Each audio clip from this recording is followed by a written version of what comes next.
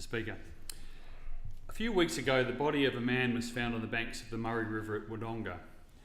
He was of no fixed abode, another homeless man living rough in a tent in the bush on the Victorian side of the river.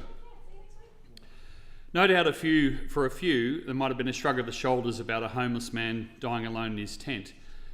But every homeless person has a backstory.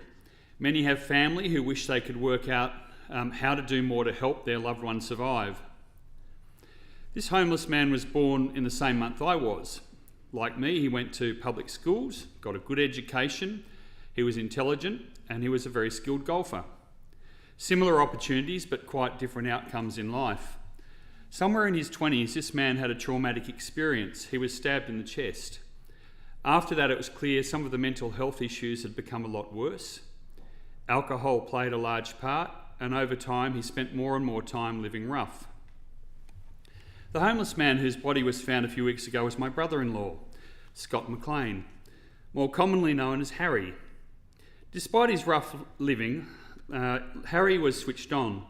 He was always up on current events in the nation and the world. He paid attention to politics, and he quietly kept an eye on what a lot of the family were up to. As the years went on, he became more clearly uncomfortable interacting with people who weren't living in his world. He sometimes came to family gatherings, but he was less and less comfortable with them. Harry's sisters, my wife Cherie and Melody, would go and find him when they visited Albury. They often couldn't find him first up, but they let other people living rough know that they were looking for him, and Harry would miraculously turn up. A lot of the people living rough like Harry, for a lot of the people living rough like Harry, he was very well known. He was well liked, and he seemed to spend a lot of time looking after others. There was more than 200 comments on social media after his death, many thanking him for his kindness or help, and they're a testament to the sort of relationships he had in that community, but also in the wider Albury community with people who came across him as he was growing up. At one stage, Harry owned his own home, but he was generous to people in similar situations, and eventually he needed to sell it and went back to living rough. It's really hard to know how much of Harry's life was circumstance and how much was choice, and there's no doubt his happy place was near the river. He lived in various spots in the bush along the Murray. He loved fishing and he loved the bush. In fact, he became known as Harry when he was a kid, named after Harry Butler, who also was, to those of us my age, was very well known for his television show poking around the Australian bush. Harry had a few run-ins with police and courts, but as far as I know, fairly low level, and many, I suspect, influenced by alcohol. But despite that, I'd say Harry was a more honest and certainly less interested in material and financial gain than many others.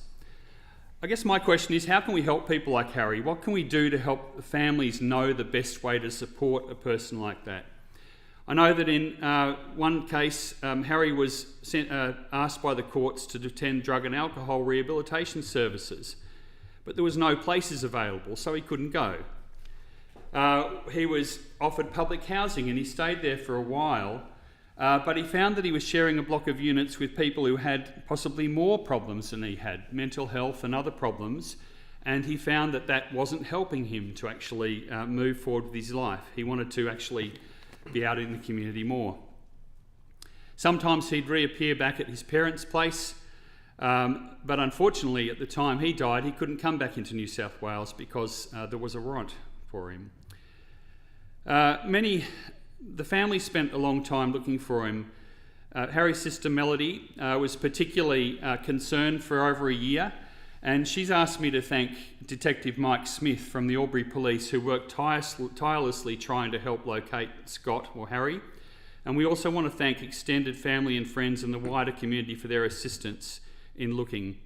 But Harry's case highlights frustrating problems in some of the cross-border issues. He was on the Victorian side of the border. The New South Wales Police couldn't go there. When his body was identified, Harry's mother wasn't told that it had been identified because they didn't have a contact phone number and they hadn't informed the New South Wales Police. Yes, Harry was a homeless man, but he was also loved by his two sisters, Melody and Cherie, and his mum, Leonie. Melody has, as I said, been searching for many months. He was a lovable larrikin. He'll be remembered as that. But for me, as an area which also has a lot of homeless people, I also want to know what more we can do to help people like that stay connected with their families, and stay alive.